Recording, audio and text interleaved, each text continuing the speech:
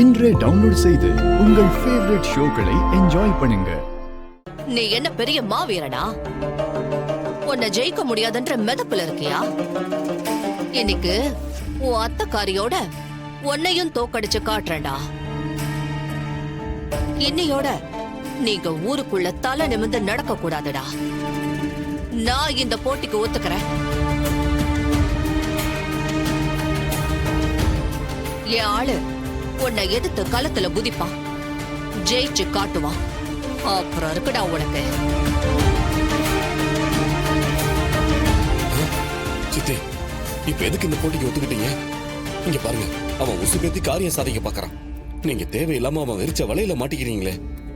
ஆமா காளியம்மா, இந்த போட்டி தேவையில்லாதது. அவன் ஏதோ கத்திட்டு போறான்னு சும்மா விட்டுற வேண்டியதானே. இப்ப வம்ப விலை கொடுத்து வாங்கின மாதிரி ஆயிடுச்சுல. நீங்க ரெண்டு பேரும் கொஞ்சம் பேசாம இருக்கீங்களா? நம்ம ஆளு ராகேஷ் சரியான வித்தக்காரன். அவன் வித்தைக்கு முன்னாடி அந்த டிரைவர் பயலால தாக்கு பிடிக்க முடியாது. கண்டிப்பா அவன் தோத்துதான் போவான். அவனுக்கு எப்பவும் தான் புத்திசாலி பலசாலிங்கிற கர்வம் இருக்கு. இன்னைக்கு அதுக்கெல்லாம் சாட்டையடி கொடுக்கற மாதிரி அவனை தோக்கடிச்சு காட்டணும். அப்பதான் அவன் அடங்குவான். எதுக்கு தேவையில்லை? என்ன பண்றது போனே? என்னமோ நீ தேவையில்லாம ரிஸ்க் எடுக்கிறேன்னு தோணுது. ஐயா, என் ஆளு போட்டிக்கு ரெடி. போட்டி ஆரம்பிக்கலாம். போட்டி முடிஞ்சதுன்னு நினைச்சோம். இப்போ புது திருப்பமா போட்டி திரும்பவும் நடக்க போகுது. இதுல ஜெயிக்கிறவங்களுக்கு தான் முதல் மரியாதை. போட்டி இப்ப ஆரம்பமாக போகுது. ராகேஷ், சொல்லுங்க சார். நீ என்ன பண்ணுவியோ ஏது பண்ணுவியோ எனக்கு தெரியாது. அவன் கை கால் மண்டை எல்லாத்தையும் உடைக்கணும். அவன் 6 மாசமோ இல்ல 1 வருஷமோ எழுந்து நடக்க முடியாத மாதிரி பண்ணிடு. புரியுதா சார்? அதெல்லாம் நான் பாத்துக்கிறேன், நீங்க கவலைப்படாதீங்க. இந்த போட்டி ஒண்ணும் தேவையில்லை. நான் தோத்ததாவே இருக்கட்டும்.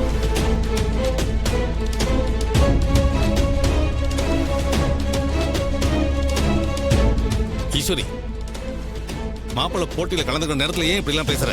அவர் போட்டியில கலந்துக்கிட்டான். இல்லங்க, அவன் போட்டியில கலந்துக்கிறது எனக்கு பிடிக்கல.